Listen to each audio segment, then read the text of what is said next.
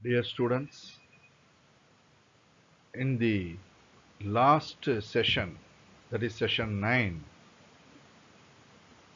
so I have dealt with what may be transferred.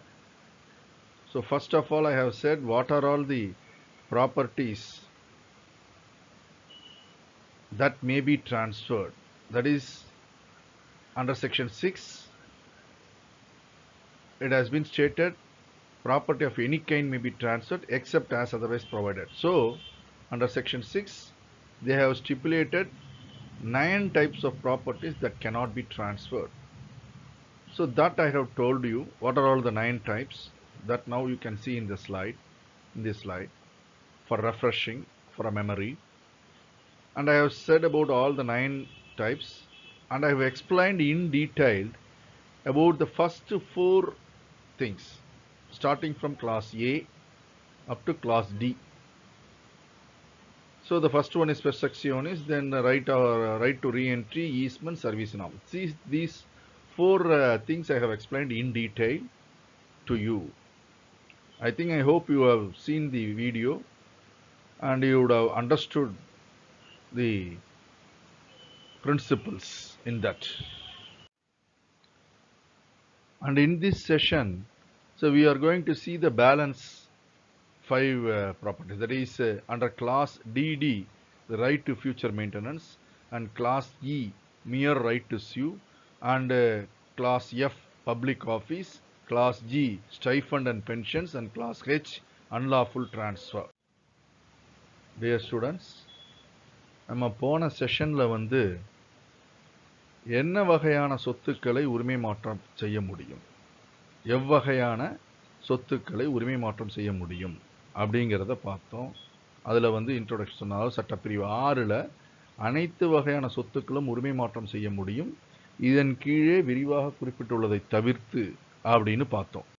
அதாவது சட்டப்பிரிவு 6ன் கீழ் 9 வகையான சொத்துக்களை உரிமை மாற்றம் செய்ய முடியாது. அதாவது சொத்துக்கள்னா சொத்துக்களில் உள்ள உரிமைகளை உரிமை மாற்றம் செய்ய முடியாது அப்படிங்கிறத பார்த்தோம். 9 வகைகள் என்னென்ன?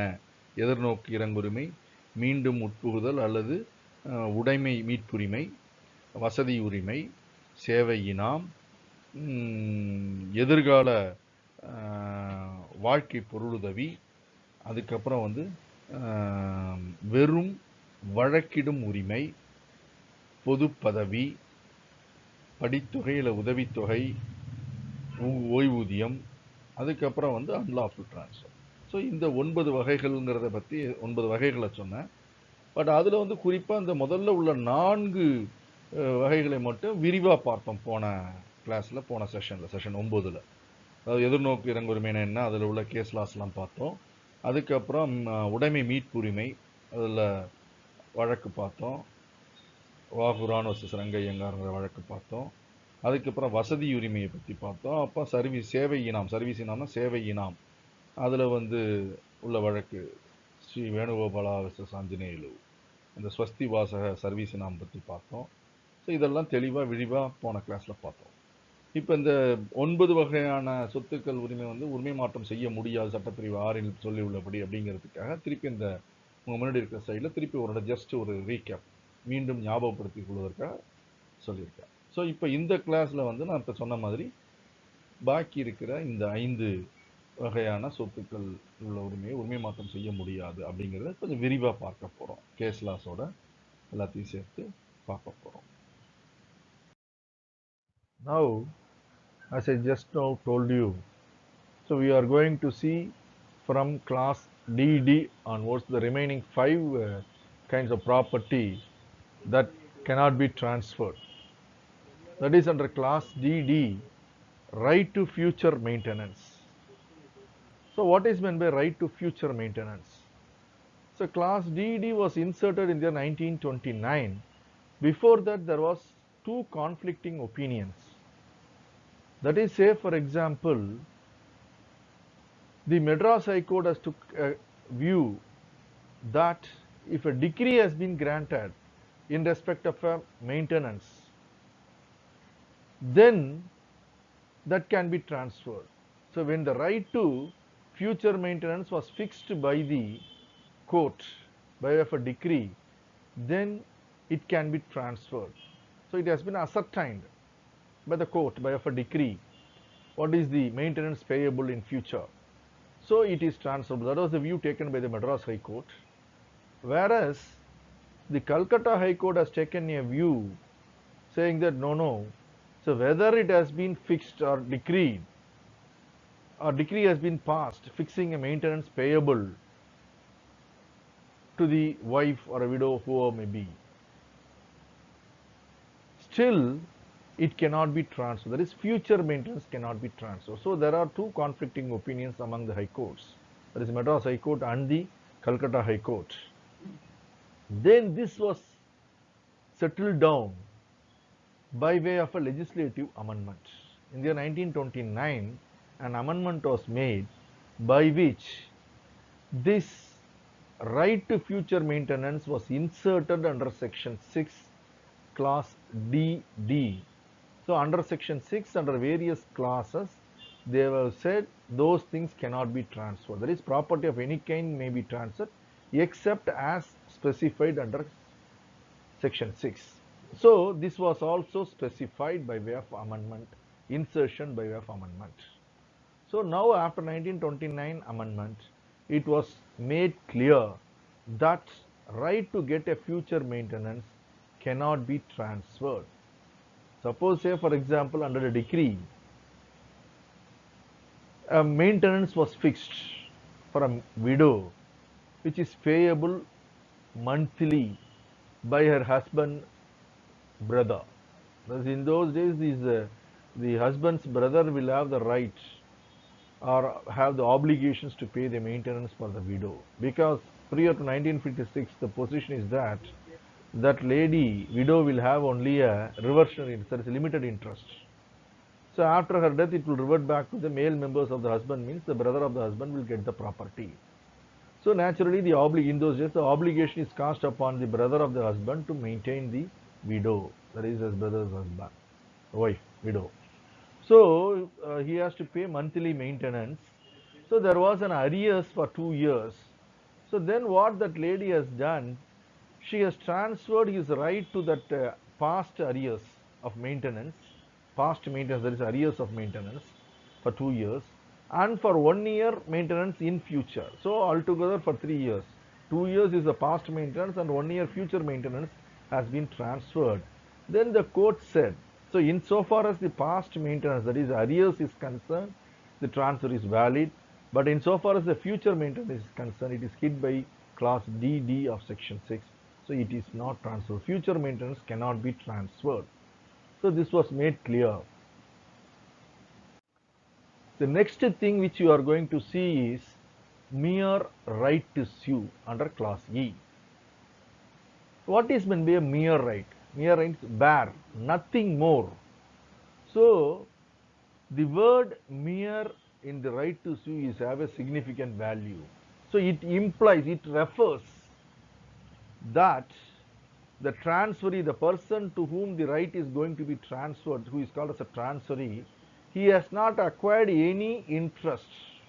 He has not acquired any interest, but only the right to file a case, the right to file a suit. So what he acquired or got is only a right to file a case. No interest has been transferred, or he has not acquired anything.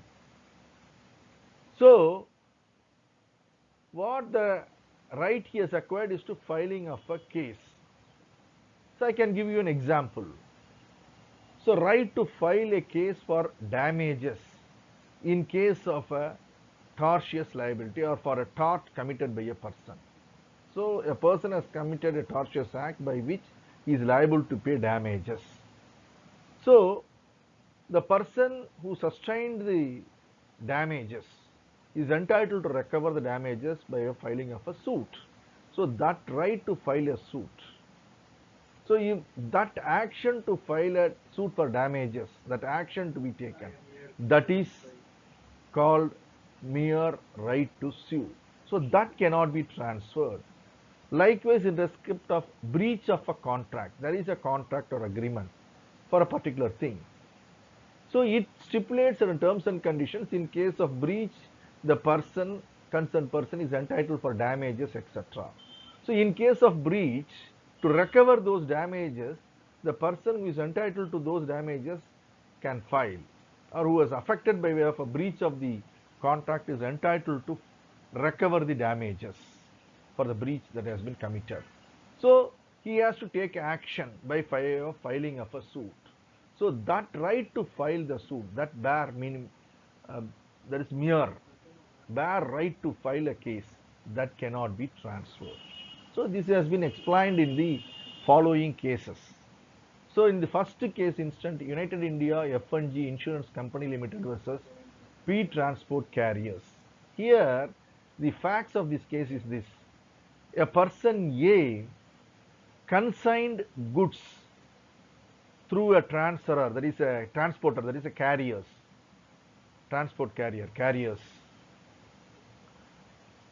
That company, carrier company, through that company, he is sending the consignment, that is the goods, which has been insured with this company, United India F&G Insurance Company. So by insuring those goods, it has been transported through the carrier, that is P Transport Carriers. That is transport carriers, it has been done. So what has happened? There was damages to the goods while it is being transported by the transporter. So what has happened? The owner of the goods, he recovered the damages, claimed the damages from the insurance company based on the insurance policy, and transferred all the rights in the goods, which is the subject matter of the transit or the consignment, that has been transferred. Rights in those goods have been transferred to the insurance company. So once it has been transferred, transferred to the insurance company filed the case against the transporter, that is the transport carrier here in this case, for recovery of the damages which has been paid to the owner of the goods. Now it was subjected on the ground it is a mere right to sue, so the suit cannot be maintained by the insurance company. That was the stand. So now, before going to the conclusion or what the court has held, whether court has held that it is a mere right to sue or not, I will explain a little bit the same case law or facts by an example. Suppose I am transporting a goods through a transport corporation, that is a lorry transport. Visualize a situation: I have not insured the goods, I simply entrusted the goods to transfer from one place to another through a transporter. Who is responsible for the safe transport of the goods from one place to another? It is a transporter. Suppose if it is in a damages has occurred to the goods which has been transferred, or if there is any loss in the transit, who is liable for that? The transporter. So now, in this case, since it has been insured, so suppose if there is a damage, as the owner of the goods, when I have entrusted to the transporter, when there is a damage, so I can get those damages from the transporter by filing of a case. Suppose if he refuses to pay that, I have to file a suit for damages. I have to initiate action for damage, recovering the damages against the transporter. So if the damage has already happened, when there is a right to sue is there, if I transfer this, it is entirely different issue. But here there is an insurance company through which I have taken an insurance for the goods. So when there is a breach, by virtue of the insurance policy, he stands or steps into my shoes and he pays me and recover it from the transporter. So I can get the remedy immediately. So for that there is an arrangement by way of an insurance policy. So by the way of that insurance policy, I have transferred the rights in the goods to the insurer, the insurance company. So when there is a damage, he pays, he steps into that shoes and he recovers. So now the High Court has held that what is transferred is not a mere right to file a case, mere right to sue. So rights in the goods has been transferred, which includes one of the right to sue or initiate action for damages if any caused. So what is transferred is not a mere right to file a case or a suit. So this was the finding or conclusion made by the High Court. Then in the next case, Sankarappa versus Katumbi, it speaks about another right to the means profit. That is, the means profit means, suppose if I am the owner of an immovable property, I have been dispossessed by a trespasser. Trespasser means he's a stranger. He trespasses into my property and takes possession. His entry into the property is unlawful. No, now, so he dispossessed me and forcibly he is in possession, that too unlawfully. Suppose had he not be in possession, or had I am not dispossessed, I would have get profit during the period over which the trespasser in possession. Suppose I have taken action and throw him out again, the trespasser. So during the interregnum period or interim period, so when that property is in my possession, or in other words, if I have not been dispossessed, I would have earned certain profit that I can recover from the trespasser. So the right to recover from the person who was trespassed, that is called means profit. So the claim to that means profit is not transferable. That right to file that means profit. Suppose if I have transferred the property itself to somebody else, this right also goes along with that. In that case, he can file a suit for recovery of the means profit. So this has been explained in this case. Suppose if it is a past means profit, that is already amount has been quantified and it is arrears, then it can be sustained. But normally the means profit which is payable or a claim can be made against trespasser if he had not been in possession. The owner of the property would have earned certain profits. That for that he can make a claim against that person. That is called as a means profit. So now in this case, Sankarappa versus Katumbi, there was a sale of a property along with the right to recover the past means profit. So here it was contended that since the right to recover the means profit, here they have not made any distinction, past or future. So that means profit, along with that right to file, because the original owner has not filed any suit or anything for recovering of the means profit. So along with that right, the property has been sold to another person and he has filed. So here he has filed a suit for recovery of that means profit. So it was contended that what was transferred, the right to recover the means profit, past means profit, is only a right to sue. It cannot be transferred legally. So that was the contention put forth. So the whole transaction is indivisible. So was void. So this was the contention put forth. So this was negatived by the Bombay High Court on the ground that since the property itself has been transferred, so when the property itself is transferred, so all the rights in the property goes along with that. So in that property, along other rights, the right to file a suit for recovery of the past means profit is also there. So it also goes along with that. So what is transferred is not only the mere right to sue. So that's why in the inception itself, the word mere is having a significance. So we are a bare. So nothing more has been transferred. So no interest has been transferred. Only the right to file a case. Here it is not so.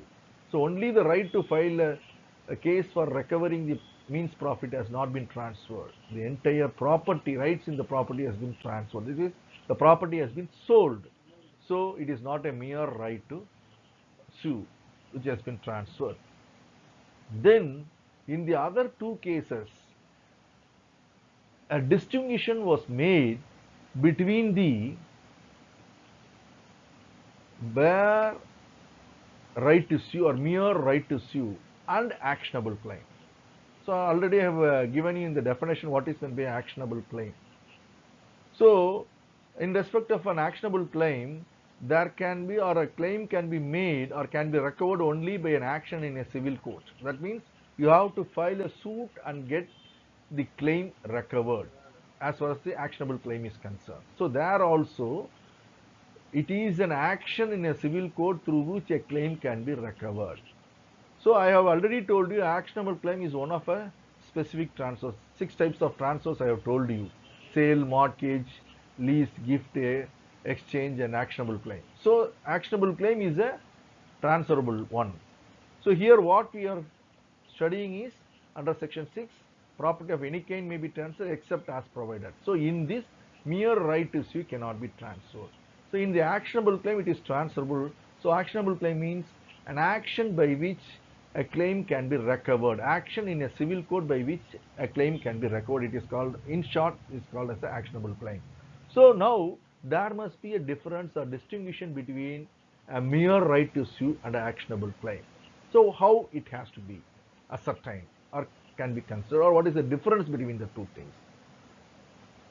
Suppose if the beneficial interest in a contract or agreement, subsisting or existing contract, if it is transferred, it is actionable claim. So the contract is still in force or is in existence.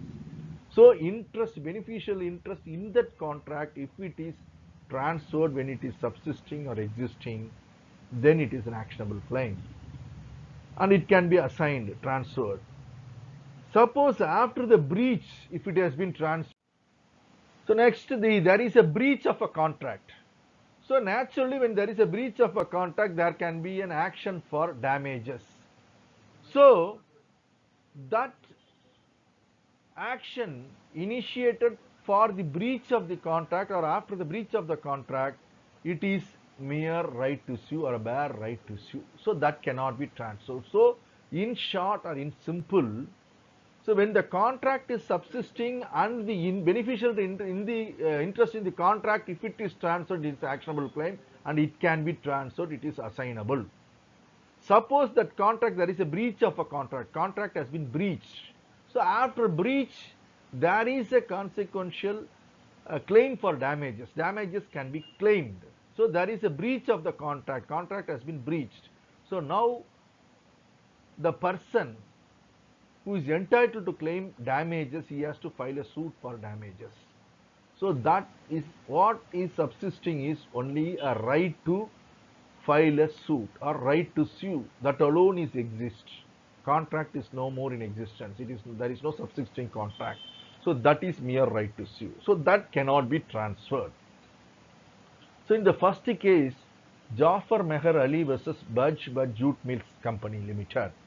So in this case, a person A agreed to sell B certain quantity of gunny bags, nearly 100 bales of cotton gunny bags, a quantity specified. So, which is deliverable on a future date. So now what has happened, when this contract is subsistence, B has assigned this contract to C. So after assigning this contract to C, A has committed a breach. That is, he has not keep up the words. He has not supplied the goods, that quantity of gunny bags, cotton bales. That he has not supplied. He has committed a breach. So naturally, now C, that is the payment of damages. So C initiated action for claim of those damages, whether it is maintainable. So that was the subject matter of that case, or essence of that case, or dispute in respect of the case, or the issue to be decided in that case. So the right or what has been transferred to C by B, if it is a mere right to sue, so the um, suit cannot be maintainable by C for claim of damages. Suppose what is transferred is an actionable claim, it is maintainable.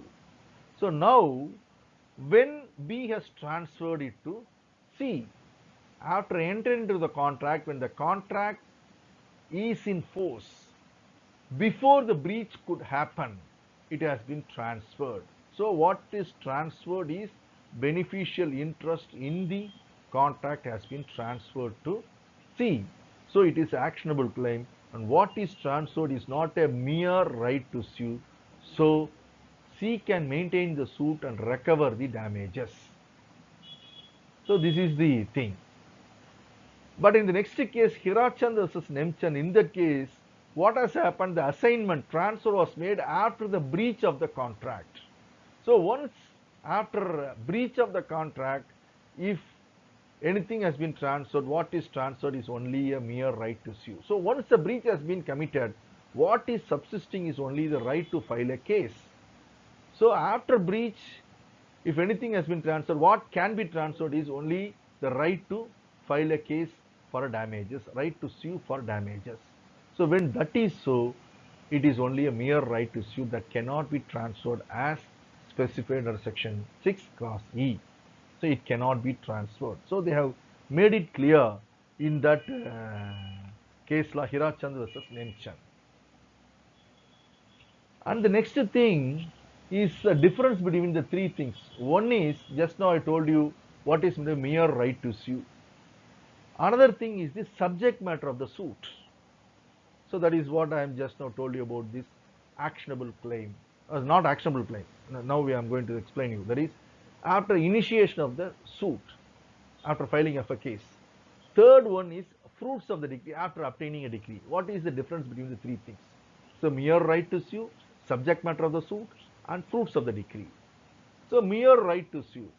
So in the, say for an example, so A assured to sell certain quantity of rice or something to B. Now what has happened? During when there is a contract, so when he supplies 100 bags of paddy to B, B has to pay, say for example 10,000 rupees or 5,000 rupees for that 100 bags of paddy, only for example. So now what has happened when this contract is in force? So B has paid that 5,000 rupees. So A has to supply this 100 bags of paddy. So now what has happened? The contract is subsisting. B transfers these 100 bags of paddy to C for some consideration, whatever may be the thing. So now the subject matter of the contract has been transferred to C. So after it has been transferred, if there is any breach, suppose if he has not supplied the paddy, then C can file a case directly against A. So this is one position. Now what is meant by bare right to sue? So A assured to supply 100 bags of paddy on a future date. He has paid it, whatever may be the paid or not, whatever may be the thing. So he has to supply 100 bags of paddy on a future date to B. So he has breached, he has not supplied. So now B can file a case to recover, if money has been already paid, recovery of that money and also along with the damages. So he is what now accrued is only a right to file a suit. Right to sue is there, mere right to sue. So it cannot be transferred. Now the next situation. B initiate action. That is B files a suit for recovery of damages against A. So that is in force. That is pending. So the suit is pending. What is the subject matter of the suit? There is a contract for supply of goods that has been breached, so he is entitled for damages for that case has been filed. The subject matter of the thing is breach, after the breach, there is supply of goods that has been breached. So that can be transferred to C. Subject matter of the suit can be transferred. So now, even if it has been transferred, subject matter of the suit means the right to obtain a decree against A has been transferred. So that is the subject matter of the suit. So to get a decree, he has already filed a case. Case is pending. So pending suit he has transferred. What is he has transferred? The right to obtain a decree. So that can be transferable. But continuation of the pending proceeding should be only in the name of B. So he cannot remove B and he cannot substitute himself in the place of B. He has to continue the suit in the name of B only, and after obtaining the decree that can be recovered by C. So once a decree has been passed, it is fruits of the decree. So fruits of the decree means it has to be executed and the money or damages that has to be recovered. It is called the fruits of the decree after passing of the decree. So after passing of the decree, to recover that, whatever said in the relief granted under the decree, that can be recovered by execution proceedings. So the decree can be transferred. That is fruits of the decree. So from the decree you are getting, a person is going to get the fruits means the remedy. So that can be transferred. So three things: bare right to sue means before filing of a case, but after the breach of the contract. Then after the breach, the case has been filed. Pendency of the suit is called the subject matter of the suit. The interest which is pending litigation is called the subject matter of the suit. And once it has been decreed, it is person who is going to reap the decree or the thing which he has sold. So that is the fruits of the decree. So this is the three things. The next thing which we are going to see about is public office under class F. So public office, as I told you already, the public office cannot be transferred, and the salary of the public officer also cannot be transferred. Of course it can be attached, but it cannot be transferred. So public office or salary of the public office cannot be transferred. Salary of the public officer cannot be transferred. So this was clearly explained in the case Rajavarma versus Ravi Verma. What is the facts of this case? So in this case, what has happened? A person is a manager of a temple, that is, who is managing the administration of the temple. He is called as a manager. So what has happened? This manager transferred his right of management. He has the right to manage the temple. He transferred his right of management to the plaintiff. That is a person who has filed the case, the present case. So he has transferred it to the plaintiff. So plaintiff, what he has done, he has filed a suit to recover the jewels of the deity, which is in the hands of the defendant, that is the person against whom the case has been filed. It is in those persons' hand unlawfully. So the defendants were in unlawful possession of the jewels of the deity, that is the god of the temple. So now, when the suit has been filed, the defendants, what the defendants contended, that suit itself is not maintainable because he is not the manager of the temple. Plaintiff said the office has been transferred to me, so I have rightly filed the suit. Suit is maintainable. The court said, no, it cannot be. A public office cannot be transferred. A right of management of the temple is a public office. So the manager who have assigned these rights of management of the temple or temple administration, so it is a religious office, so it cannot be transferred. It is hid by class F of section 6. So they said it cannot be. The suit is not maintainable and suit was dismissed. So this is about that. Then the next thing is stipends and pensions and class G. Stipends which has been allowed to military, naval and air force personnel, and civil pensioners of the government, and the political pensions. So politicians like freedom fighters, etc., they are giving political pensions. So political pensions, civil pensioners of the government, those pensions of those persons, stipends are all not transferable. As I already told you, it can be attached, but it cannot be transferred. Even as far as the pensions are concerned, even pensions cannot be attached, even under the civil procedure code, that you will be learning in the final year. in detail. And then last one is unlawful transfer. That is, I have given the word as unlawful transfer. It says a transfer for an unlawful object or consideration cannot be valid, it is void. So that was actually clause H of section 6.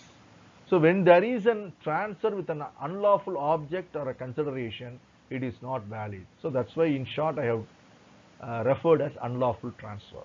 Transfer with unlawful object or consideration. So you should know the difference between object and motive.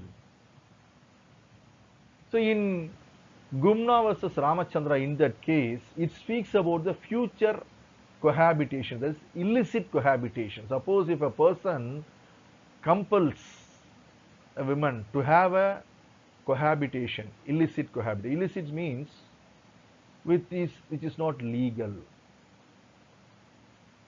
Of course, nowadays the Supreme Court has recognized about living in relationship. We forget about that. Suppose there is inducement or object is to have a illegal cohabitation, to continue the illegal cohabitation in a future, and that is the object for making a transfer of a property, then it is invalid. So future cohabitation, if it is an object or a consideration, then it is invalid, it is unlawful transfer. That was clarified or clearly said in this case. But they said if it is the past cohabitation is a motive or an inducement to give a property as a gift or something else. Suppose a woman has led an adulterous life or had a illegal cohabitation with a person. So taking into that into consideration or taking that into motive. So she had done so many things to me. So that is a motive which made me to give a property. So that is a motive, but that is not an object. Certain things that has happened in the past is a motive or inducement for me to do a particular thing or to give a property. So that is valid, but it cannot be an object. Suppose if it is an object, it is not valid. If that was the object for transfer, then it is invalid, it is void. So that was they have said in this unlawful transfer. So far, so we have seen stress actionis, then right of re-entry, easements, servicina. Now in this today's session, right to future maintenance, mere right to sue, public office, stipends and pensions, unlawful transfer. So totally 9 properties which cannot be transferred. Apart from these, any kind of property may be transferred as per section 6 of the Transfer of Property Act. இப்போ நான் ஏற்கனவே சொன்ன மாதிரி பாக்கி இருக்கிற 5 விதமான எவ்வகையான சொத்துக்கள் உரிமை மாற்றம் செய்ய முடியும் அப்படிங்கிறதுல பாக்கி இருக்கிற 5 வகையானவைகள் உரிமை மாற்றம் செய்ய முடியாதவைகள் பற்றி விரிவாக கொஞ்சம் இப்போ பார்க்க போகிறோம். ஸோ அதில் ஏற்கனவே நான் வந்து இப்போ அடுத்த அந்த 5ல் முதல்ல வந்து பார்த்தீங்கன்னா ரைட் டு ஃபியூச்சர் மெயின்டெனன்ஸ்னு ஆங்கிலத்தில் சொல்கிறது, தமிழில் எதிர்கால வாழ்க்கை பொருளுதவி, அதாவது மெயின்டெனன்ஸ், எதிர்கால வாழ்க்கை பொருளுதவி. ஸோ இதில் என்னென்னா 2 வேறுபட்ட தீர்ப்புகள் இருந்தது வெவ்வேறு உயர்நீதிமன்றத்தில். சென்னை உயர்நீதிமன்றம் என்ன சொன்னிச்சு அப்படின்னா, ஒரு மெயின்டெனன்ஸுக்கு ஒரு டிகிரி தீர்ப்பாணை வழங்கப்பட்டு விடுகிறதுன்னு வைப்போம். இவ்வளவு ரூபாய் வந்து பொருளுதவி கொடுக்கணும், ஒய்ஃபுக்கோ விடோவுக்கோ கொடுக்கணும்னு தீர்ப்பாயிடுறதுன்னு வச்சுப்போம்.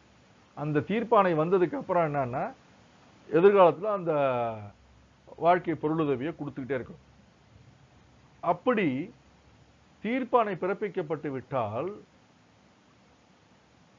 எதிர்கால பொருளுதவி வாழ்க்கை பொருளுதவியை உரிமை மாற்றம் செய்யலாம் அப்படின்னு சென்னை உயர்நீதிமன்றம் சொன்னிச்சு. ஆனால் கல்கத்தா உயர்நீதிமன்றம் என்ன சொன்னிச்சுன்னா, கல்கத்தா உயர்நீதிமன்றம் என்ன சொன்னிச்சு, கிடையாது, தீர்ப்பு வந்தாலும் சரி வராடும் சரி எதிர்கால வாழ்க்கை பொருளுதவியை ஃபியூச்சர் மெயின்டெனன்ஸை உரிமை மாற்றம் செய்ய முடியாது. ஸோ 2 வேறுபட்ட தீர்ப்புகள் இருந்தது ஒவ்வொரு நீதிமன்றம். ஸோ இதை வந்து சரி செய்யப்பட்டது எதுனா பாராளுமன்றத்தில் ஏற்றப்பட்ட சட்ட திருத்தத்தின் மூலமா 1929ல் சொத்துரிமை மாற்று சட்டத்தின் சட்ட திருத்தம் கொண்டு வந்த பல சட்டப்பிரிவுல சட்ட திருத்தங்கள் கொண்டு வரப்பட்டது. அப்படி கொண்டு வரப்பட்ட சட்ட திருத்தங்கள் ஒண்ணுதான் இந்த 1929ல் என்ன சொன்னாங்கன்னா, இந்த சட்டப்பிரிவு 6 பொறுத்த வரைக்கும் என்னன்னா, புதுசா ஒரு கிளாஸ் டி அப்படிங்கிற உட்புகுத்துறாங்க. அதுதான் ரைட் டு ஃபியூச்சர் மெயின்டெனன்ஸ், அதாவது எதிர்கால வாழ்க்கை பொருளுதவி பெறுகின்ற உரிமை. ஸோ அந்த உரிமையை உரிமை மாற்றம் செய்ய முடியாது. ஸோ சட்டப்பிரிவு 6ல் சொல்லப்பட்டிருக்கின்ற வகைகளை தவிர்த்து எவ்வகையான சொத்துக்களும் உரிமை மாற்றம் செய்யலாம் அப்படின்னு சொல்லிட்டாங்க சட்டப்பிரிவு 6. ஸோ அதில் ஒவ்வொன்றா எதெல்லாம் செய்ய முடியாதுங்கிறத சொல்லிட்டு வந்தாங்க. முதல்ல 8 தான் இருந்தது, இதை ஒன்று சேர்த்து 9 ஆக்கப்பட்டது. கிளாஸ் டிடியில் எதிர்கால வாழ்க்கை பொருளுதவியை உரிமை மாற்றம் செய்ய முடியாது என்று தீர்ப்பு வழங்கப்பட்டது. அதில் பார்த்தீங்க அப்படின்னா, எதிர்கால பொருளுதவி இதில் ஒரு வழக்கில் என்ன சொன்னாங்க அப்படின்னா, ஒரு விதவைக்கு அந்த விதவையோட கணவரினுடைய சகோதரர் வந்து மாதா மாதம் வாழ்க்கை பொருளுதவி தர வேண்டும். இது வந்து 1956க்கு முன்னாடி அவருடைய கடமையாக இருக்கும். கணவருடைய வாரிசுகள் இருக்காரு, வாரிசுகள் இந்த சென்ஸ் வந்து அவருடைய சகோதரர்கள், அவங்க தான் வந்து கணவர் இறந்தது பிறகு அவருடைய மனைவி அந்த மனைவியை வந்து பொருளுதவி வாழ்க்கை பொருளுதவியை கொடுத்து மெயின்டைன் பண்ணணும் அப்படின்ட்டு. 1956க்கு முன்பு இருந்த நிலை.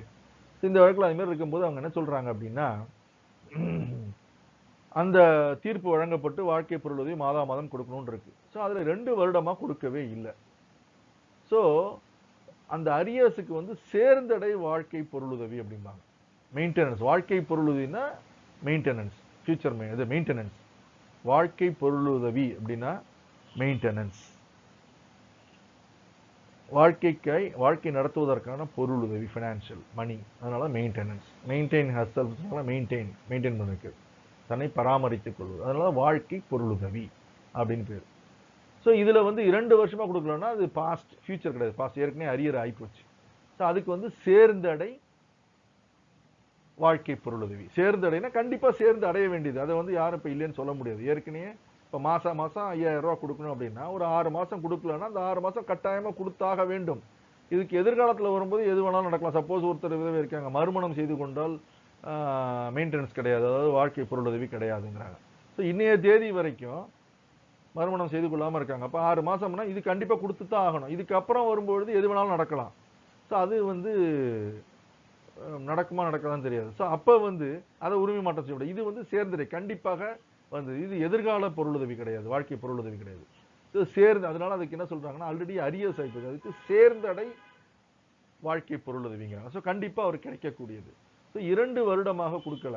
ஸோ அந்த 2 வருடமாக கொடுக்க வேண்டிய சேர்ந்தடை வாழ்க்கை பொருளுதவியையும் 1 ஆண்டுக்கு எதிர்கால வாழ்க்கை பொருளுதவி 2த்தையும் சேர்த்து ஒரு உரிமை மாற்றம் செய்யறாங்க அந்த பெண்மணி.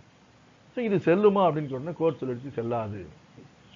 அதாவது இதை பொறுத்த வரைக்கும் சொல்லும், எது சேர்ந்தடை வாழ்க்கை பொருளுதவியை பொறுத்த வரைக்கும் அது செல்லுபடியாகும் அந்த உரிமை மாற்றம், எதிர்கால வாழ்க்கை பொருளுதவியை பொறுத்து செல்லுபடி ஆகாது அப்படின்னு தீர்ப்பு வழங்கப்பட்டது. ஸோ இதுதான் வந்து எதிர்கால வாழ்க்கை பொருளுதவிங்கிறத பற்றி. அடுத்தது வந்து வெறும் வழக்கிடுவதற்கான உரிமை அப்படின்னா, ஒரு உரிமை மாற்றம், ஒரு சொத்தில் இருக்கிற உரிமையில உரிமை மாற்றம் என்ன சொன்னா, எந்த உரிமையும் மாற்றல, வெறும் கேஸ் போடுற வழக்கு தாக்கல் பண்ற உரிமையை மட்டும் கொடுக்குறாங்கன்னா அதை கொடுக்க முடியாது. அதுதான் அதுல சொல்றாங்க, வேற ஒண்ணும் இல்லை. ஸோ அந்த வெறும்ங்கிறது தான் ஒரு முக்கியத்துவம் இருக்கு. வெறும்னா எந்த ஒரு நலனும் கொடுக்கப்படவில்லை, வெறும் வழக்கு தாக்கல் செய்கின்ற உரிமை மட்டும்தான் கொடுக்கப்படும், வேற எந்த வகையான உரிமையும் கொடுக்கப்படவில்லை. அதுதான் இது. ஸோ இப்போ இதுல வந்து வித்தியாசத்தை எப்படி கண்டுபிடிக்கிறது அப்படின்னு பார்த்தீங்கன்னா, ஏற்கனவே தொடர் தொகு பாத்தியதைன்னு பட்டோம், ஆக்ஷனபிள் கிளைம்னு சொன்னாங்க. அதாவது என்னன்னா, அவருடைய தொடர் தொகு பாத்தியம்னா அந்த பாத்தியத்தை பெறுவதற்கு உரிமையியல் நீதிமன்றத்தில் நடவடிக்கை எடுத்து அதை பெற்றுக்கொள்ளலாம். நான் உதாரணம் நிறைய அந்த டெஃபினேஷன்ல சொன்னேன். ஒரு எல்ஐசி பாலிசிலேருந்து வர பணம், பேங்க்ல இருக்கிற ஃபிக்ஸட் டெபாசிட், அந்த பணத்தை வாங்கணும்னா சொன்னேன் இல்லையா, அதே தான். ஸோ அப்போ ஈஸியாக புரிகிற மாதிரி அப்படி சொல்லணும் அப்படின்னா, வெறும் வழக்கிடும் தாக்கல் செய்ய உரிமைக்குன்னா ஒரு ஒப்பந்தம் இருக்கிறது, அந்த ஒப்பந்தம் நிலுவையில் இருக்கின்ற பொழுது அந்த ஒப்பந்தத்தில் இருக்கின்ற நலன்கள் பலன்கள் அதை அப்படியே இன்னொருத்தருக்கு மாற்றம் செய்தால் அது ஆக்ஷனபிள் கிளைம், தொடர்தொகு பாத்தியம். அப்படி இல்லாமல் அந்த ஒப்பந்தம் மீறப்பட்டு விடுகிறது. ஒரு ஒப்பந்தத்தை மீறினா என்ன பண்ணுவாங்க, அதுக்கான டேமேஜஸ் கொடுக்கலான்னு இருக்கும். ஸோ அந்த இழப்பீடு கொடுக்கலான்னு இருக்கும். அப்ப அந்த இழப்பீடு வாங்குறதுக்கு வழக்கு தான் தாக்கல் செய்யப்படுது. ஸோ அந்த ஒப்பந்தம் மீறப்பட்ட பிறகு இருப்பது என்னன்னா வழக்கு தாக்கல் செய்கின்ற உரிமை, வழக்கிடும் உரிமை, வழக்காடுவதற்கான உரிமை. ஸோ அதை உரிமை மாற்றம் செய்ய முடியாது. ஸோ ஒரு ஒப்பந்தம் நிலுவையில் இருக்கின்ற பொழுது அதில் உள்ள பலன்கள் மாற்றப்படுவது தொடர்தொகு பாத்தியம். அந்த ஒப்பந்தம் மீறப்பட்ட பிறகு மாற்றப்படுவது எஞ்சி இருப்பது என்னன்னா வழக்கை தாக்கல்கின்ற உரிமை. அதை மாற்றம் செய்தால் அது மாற்றம் செய்ய முடியாது. எஞ்சி இருப்பது தான் வழக்கிடும் உரிமை. இதுதான் இந்த ரெண்டுக்குள்ள வேறுபாடு. இந்த முதல் வழக்கு யுனைடெட் இந்தியா எஃப்என்ஜி இன்சூரன்ஸ் கம்பெனிங்கிற அந்த வழக்கில் என்னன்னா, ஒரு ஏ என்பவர் அவருடைய பொருட்களை இன்சூரன்ஸ் செய்த பொருட்களை இந்த டிரான்ஸ்போர்ட் கேரியர் மூலியமாக அனுப்புறார். ஸோ அனுப்புகிற இடத்துல சேதமடைந்து விடுகிறது. ஸோ அந்த சேதமடைவதற்கு இழப்பீடை என்ன பண்ணுறாருன்னா இன்சூரன்ஸ் பாலிசி மூலியமாக இன்சூரன்ஸ் கம்பெனிலேருந்து வாங்கிட்டு அந்த பொருட்கள் குட்ஸ் இருக்கு இல்லையா, பொருட்களில் இருக்கின்ற உரிமையை அந்த இன்சூரன்ஸ் கம்பெனிக்கு மாற்றிடுறாரு. ஸோ அந்த பொருட்களுக்கான இழப்பீட்டை டிரான்ஸ்போர்ட் காரியர்கிட்டேருந்து வாங்கணும். ஸோ அந்த பொருளின் முதல்ல இருந்த உரிமையாளர் அவர் நேரடியாக அதுலேருந்து வாங்கறதுக்கு பதிலாக இன்சூரன்ஸ் பாலிசி மூலியமாக இன்சூரன்ஸ் கம்பெனி வாங்கிட்டு இன்சூரன்ஸ் கம்பெனிக்கு அந்த பொருளில் இருக்கின்ற உரிமையை எல்லாம் கொடுத்து விடுகிறார். ஸோ அப்போ அந்த பொருள் உரிமையை கொடுக்கும் பொழுது அந்த இழப்பீட்டை பெறுவதற்கான உரிமையும் அதோடு சேர்ந்து விடுகிறது. ஸோ அந்த இன்சூரன்ஸ் கம்பெனி கேஸ் ஃபைல் பண்ணி டிரான்ஸ்போர்ட் கேரியருக்கு மேலே கேஸை ஃபைல் பண்ணி அந்த இழப்பீட்டை குட்ஸுக்கான பொருட்களுக்கான இழப்பீட்டை எனக்கு கொடுங்கள் என்று வழக்கு தாக்கல் செய்யும்போது அதை அப்போஸ் பண்ணுறாங்க. இது வெறும் வழக்கிடும் உரிமையா அல்லது தொடர்தொகு முக்கியமா இல்லையா அப்படிங்கிறத அந்த வழக்கை நிர்ணயிக்கிறாங்க கோர்ட். ஹைகோர்ட் என்ன சொல்லுதுன்னா, இந்த ஆக்ஷன் எடுக்கிறார் இல்லையா, அந்த பணத்தை இழப்பீட்டை பெறுவதற்கான நடவடிக்கை இருக்கு இல்லையா, அது சொத்து, அந்த சொத்துன்னா அந்த பொருளோடு சேர்ந்தே உரிமை மாற்றாக்கம் செய்யப்பட்டுள்ளதால் இது வெறும் வழக்கிடும் உரிமை அல்ல. வெறும் வழக்கிடும் உரிமையை உரிமை மாற்றம் செய்யவில்லை. பொருட்கள் அந்த சொத்தில் உள்ள உரிமையோடு சேர்ந்து மாற்றப்படுவதனால் இது செல்லுபடியாகும். ஸோ அது டிரான்ஸ்போர்ட் கேரியர்கிட்ட வாங்கிக்கலாம் அப்படின்னு சொல்லிடுறாங்க. இதுதான் இதோட வழக்கு. ஸோ இதில் உரிமை மாற்றம் செஞ்சு வெறும் வழக்கிடும் உரிமை அல்ல அப்படின்னு தீர்ப்பு வழங்கப்படுகிறது. ஸோ ரெண்டாவது வழக்கு என்ன அப்படின்னா சங்கரப்பா வர்சஸ் காட்டும்பீன். அதில் mesne profit, right to mesne profit, மீன் ப்ராஃபிட்டை பெறுவதற்கான உரிமை அப்படின்னு சொல்றாங்க. அப்படின்னா மீன்ஸ் ப்ராஃபிட்னா என்ன அப்படின்னு பார்த்தோம்னா, இப்போ ஒருத்தர் சொத்தின் உரிமையாளர் சுவாதீனத்தில் இருக்கார், ட்ரெஸ்பாசர்மோ அத்துமீறி நுழைபவர். ஸோ அத்துமீறுபவர் என்ன பண்றாருன்னா இந்த சொத்தை அத்துமீறி நுழைந்து என்னை சுவாதீனத்திலிருந்து வெளியேற்றி விடுகிறார். ஸோ அப்ப அவர் சுவாதீனத்துக்கு போயிடுறாரு. இப்ப அவர் சுவாதீனத்தில் இருக்கிறப்ப நான் சுவாதீனத்தில் இருந்து வெளியேற்றப்பட்டு விடுகிறேன். இப்ப அவர் சுவாதீனத்தில் இருக்கின்ற காலத்தில் நான் சுவாதீனத்தில் இருந்தால் என்ன பலனை பெற்றிருப்போனோ, என்ன ப்ராஃபிட் நலன் பெற்றிருப்போனோ அதை அவரிடமிருந்து வசூல் செய்வதுதான் இந்த மீன்ஸ் ப்ராஃபிட் அப்படிங்கிறது. ஸோ அந்த நன்மை பலனை பெறுவதற்கான நடவடிக்கை எடுப்பது அதை மட்டும் மாற்றம் செய்ய முடியாது. அப்படி செஞ்சா அது வெறும் வழக்கிடும் உரிமை. அந்த பலனை பெறுவதற்காக தாக்கல் செய்கின்ற வழக்கை தாக்கல் செய்கின்ற உரிமையை உரிமை மாற்றம் செய்ய முடியாது. ஸோ அதுக்கு தான் என்ன சொல்றாங்க அப்படின்னா, இந்த வழக்கில் என்ன பண்ணாங்கன்னா அவர் வெறும் அந்த வழக்கு தாக்கல் செய்கின்ற உரிமையை மட்டும் தாக்கல் செய்யல. ஸோ இந்த இடைக்கால பட்டத்தில் அத்துமீறியவர் இருக்கின்ற காலகட்டத்தில் அவர் இல்லாமல் உண்மையான உரிமையாளர் இருந்திருந்தால் என்ன வருமானம் கிடைத்திருக்குமோ, ப்ராஃபிட் வருமானம் கிடைத்திருக்குமோ அதை பெறுவதற்கான உரிமை. ஸோ அதை பெறுவது எப்படி பண்ணணும், வழக்கு தாக்கல் செய்து தான் வாங்கணும். ஸோ அந்த வழக்கை தாக்கல் செய்கின்ற அந்த உரிமையை வெறும் வழக்கிடும் உரிமை அப்படின்னு சொல்றாங்க. ஸோ இந்த இடைக்கால வருமானத்தை பெறுவதற்கான உரிமை வெறும் வழக்கிடும் உரிமை ஸோ அதை தனியாக உரிமை மாற்றம் செய்ய முடியாது. ஸோ அந்த சங்கரப்பா வர்சஸ் காட்டும்பிங்கிற வழக்கில் என்ன பண்றாங்கன்னா, ஒரு கிரயம் பண்றாங்க ஒரு சொத்து. அந்த சொத்துல ஏற்கனவே நான் சொன்ன மாதிரி பாஸ்ட் மீன்ஸ் ப்ராஃபிட், இடைக்கால பொருளுதவி, ஒருவர் வந்து ட்ரெஸ்பாஸ் பண்ணி அதை வசூல் செய்வதற்கான உரிமை இருக்கு. ஆனா அந்த உரிமையாளர் வந்து அது மேல நடவடிக்கை எடுக்கல. நடவடிக்கை எடுக்காம அந்த சொத்தை இன்னொருவருக்கு உரிமை மாற்றம் செய்து விடுகிறார். அந்த உரிமை மாற்றம் செய்தோன்னா அவர் என்ன பண்றாருன்னா, யாரிடமிருந்து அந்த இடைக்கால பொருளுதவி பெறணுமோ, ட்ரெஸ்பாசர் இருக்கார் இல்லையா, அவர் மேல வழக்கு தாக்கல் செஞ்சு அந்த வசூல் செய்யறதுக்கு நடவடிக்கை எடுக்கிறார். உடனே என்ன சொல்றாங்கன்னா, வெறும் இந்த வந்து இடைக்கால பொருளுதவி பெறுவதற்கான வழக்கு தாக்கல் செய்வது வந்து செல்லாது அப்படின்னு சொல்றாங்க, வெறும் வழக்கு. உடனே நீதிமன்றம் என்ன சொல்லுச்சு, அவர் வந்து இந்த இடைக்கால பொருளுதவியை பெறுவதற்கான உரிமையை மட்டும் அவர் பெறவில்லை, வெறும் வழக்கிடும் உரிமையை, அதற்கான வழக்கு தாக்கல் செய்த உரிமையை மட்டும் அவர் பெறவில்லை, அந்த சொத்தையே கிரயம் பெற்றிருக்கிறார், அந்த சொத்துடன் சேர்ந்து இந்த உரிமையும் வந்து விடுகிறது. ஸோ அவர் பெற்றிருப்பது வெறும் வழக்கிடும் உரிமையை மட்டுமல்ல, வழக்கிடும் எதற்கான வழக்கு, இந்த இடைக்கால பொருளுதவி பெறுவதற்கான வழக்கிடும் உரிமையை மட்டும் அவர் பெறவில்லை, சொத்தில் இருக்கின்ற உரிமையையும் பெற்றிருக்கிறார், அந்த உரிமைகளோடு இந்த உரிமையும் சேர்ந்து வருவதனால் இது வெறும் வழக்கிடும் உரிமை என கருத முடியாது அப்படின்னு தீர்ப்பு வழங்கப்படுகிறது இந்த சங்கரப்பா வர்சஸ் காட்டும்பிங்கிற வழக்குல. இப்ப அடுத்த வழக்கு பாத்தீங்கன்னா ஜாஃபர் மெஹர் அலி பட்ஜ் ஜூட் மில்ஸ். இதுல வந்து என்ன பண்றாங்கன்னா, நான் ஏற்கனவே சொன்ன தொடர் தொகுபாத்தியத்திற்கும் வெறும் வழக்கிடும் உரிமைக்கு உள்ள வேறுபாடுகளை சொல்றாங்க. ஏற்கனவே சொன்ன ஒரு ஒப்பந்தம் நிலுவையில் இருக்கின்ற பொழுது அவருடைய நலன்களை பலன்களை உரிமை மாற்றம் செய்தால் அது வந்து தொடர் வாக்கியம். மீறப்பட்டது பிறகு எஞ்சி இருப்பது வந்து வெறும் வழக்கிடும் உரிமை, அதை உரிமை மாற்றம் செய்ய முடியாது. ஸோ இந்த ஜாஃபர் மெஹர் அலி பட்ஜ் ஜூட் மில்ஸ் கம்பெனி அப்படிங்கிற வழக்கில் என்ன பண்றாங்கன்னா, ஒரு 100 பேல் ஆஃப் காட்டன் கன்னி பேக்ஸை வந்து ஒரு குவான்டிட்டியை வந்து ஏ என்பவர் பிக்கு ஒரு எதிர்கால ஒரு தேதியில் கொடுக்க வேண்டும் என்று ஒரு ஒப்பந்தம் ஏற்பட்டிருக்கிறது. ஸோ அப்படி அந்த ஒப்பந்தம் ஏற்பட்ட பிறகு என்ன பண்றாருன்னா, பி அந்த பேல்ஸ் ஆஃப் காட்டன் வந்து தனக்கு வர வேண்டிய காட்டன் இருக்கு, அதை வந்து சி என்பவருக்கு விட்டு விடுகிறார், அதை மாற்றி கொடுத்து விடுகிறார். ஸோ அதை கொடுத்த பிறகு என்ன பண்ண, சிக்கு கொடுத்தது பிறகு என்ன பண்றாரு, ஏ வந்து ஒப்பந்தத்தின்படி அந்த காட்டன் பேல்ஸ் அந்த கன்னி பேக்ஸ் எல்லாம் இருக்கு இல்லையா, அதை கொடுக்க சப்ளை செய்யவில்லை. ஸோ ஒப்பந்தத்தை மீறி விடுகிறார். ஸோ ஒப்பந்தத்தை மீறினோன்னா அதுக்கான இழப்பீடை பெறுவதற்கு உரிமை அதுல இருக்கு. ஸோ அந்த உரிமையை பயன்படுத்தி சி என்பவர் ஏ என்பவரிடம் நேரடியாக வழக்கு தாக்கல் செய்து அதை கேட்கிறார்.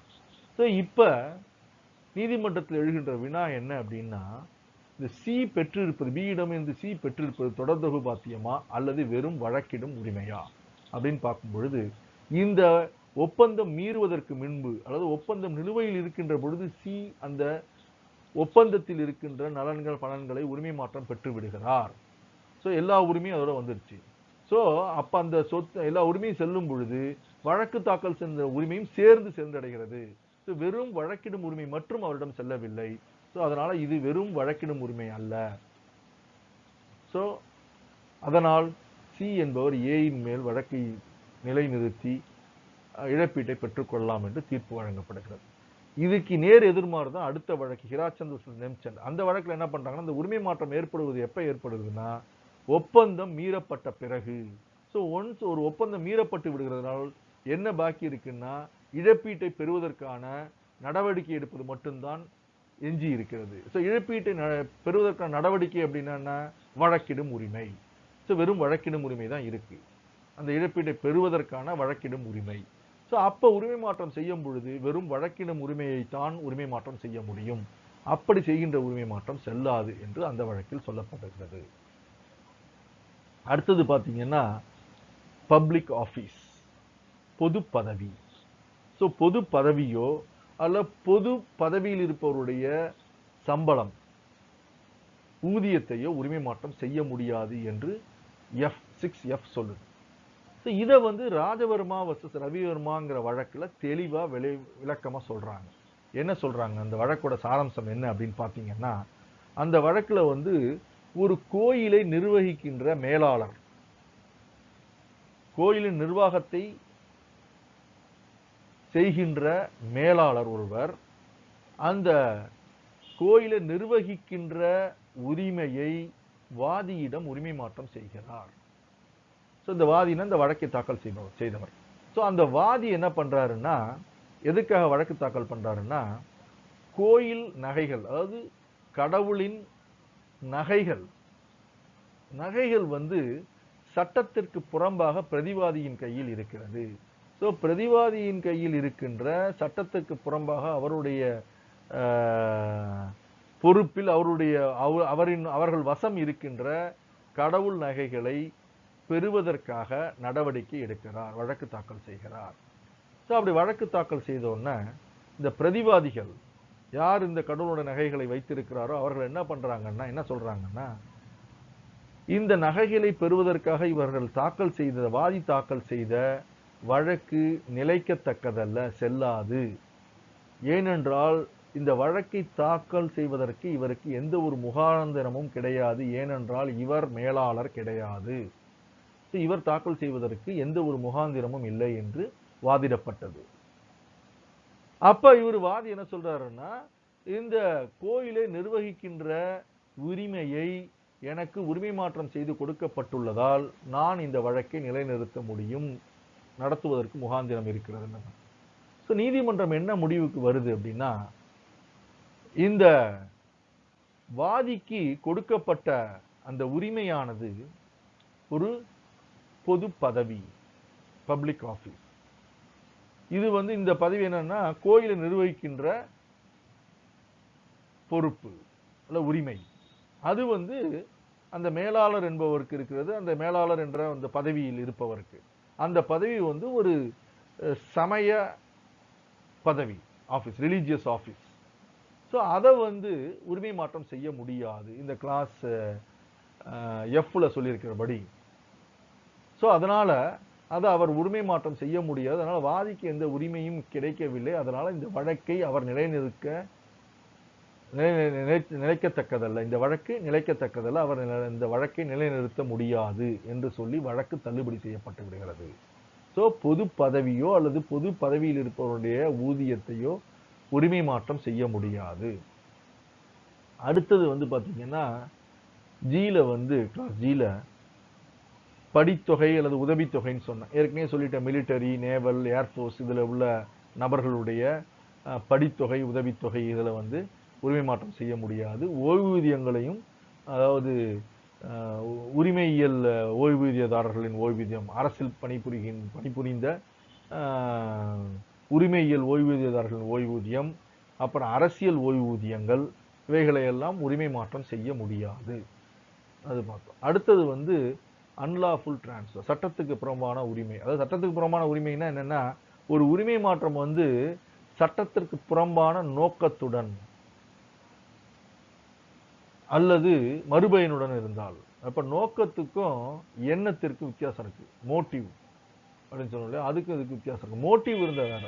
அதாவது எப்போதுமே வந்து இந்த கும்னா வர்சஸ் ராமச்சந்திர வழக்கில் என்ன சொல்றாங்கன்னா, எதிர்காலத்தில் ஒரு வந்து சட்டத்துக்கு புறமா என்னுடைய தகாத உறவு வைத்துக் கொள்ள வேண்டும் அப்படின்னு சொல்றான்னு வச்சுப்போம். நீ வந்து எதிர்காலத்தில் என்னுடன் தகாத உறவை தொடர்பு கொண்டு வைத்திருந்தால் உனக்கு இந்த உரிமையை, இந்த சொத்தில் உரிமையை தருகிறேன் அப்படின்னு சொன்னா அந்த உரிமை மாற்றம் செல்லாது. இது என்னன்னா, நோக்கம் சட்டத்திற்கு புறம்பான நோக்கம் அல்லது மறுபயன் என்பது சட்டத்திற்கு புறம்பான மறுபயன். இந்த சொத்தை கொடுக்கறதுக்கு மறுபயன் என்ன கேட்கிறாங்க, கிஃப்டோ எது வேணாலும் வச்சுக்கலாம். அதுக்கு என்ன மறுபயன், அந்த யாருக்கு இந்த உரிமை சென்றிருக்கிறதோ அவர் இவருடன் தகாத உறவு வைத்துக் கொள்ள வேண்டும் என்பது. ஸோ அதுதான் மறுபயன், அது சட்டத்துக்கு புறம்பான மறுபயன். ஸோ அப்படி செய்வது செல்லாது. இப்ப அதுலயே என்ன பண்ண, ஏற்கனவே கடந்த காலத்தில் நடந்த சம்பவங்கள், அதாவது இதே தகாத உறவை வந்து கடந்த காலத்தில் இருவருக்கிடையே இருக்கிறது. ஸோ கடந்த காலத்தில் அவ்வாறு நடந்து கொண்டு இவ்வளதெல்லாம் செய்திருக்கிறார்கள் என்பதின் எண்ணத்தின் வெளிப்பாட்டால், அந்த எண்ணத்தினால் ஒரு சொத்தை கொடுப்பதாக இருந்தால் அது எண்ணத்தின் அடிப்படையில் கொடுக்கப்படுவது, நோக்கத்தில் கொடுக்கப்படுவதில்லை.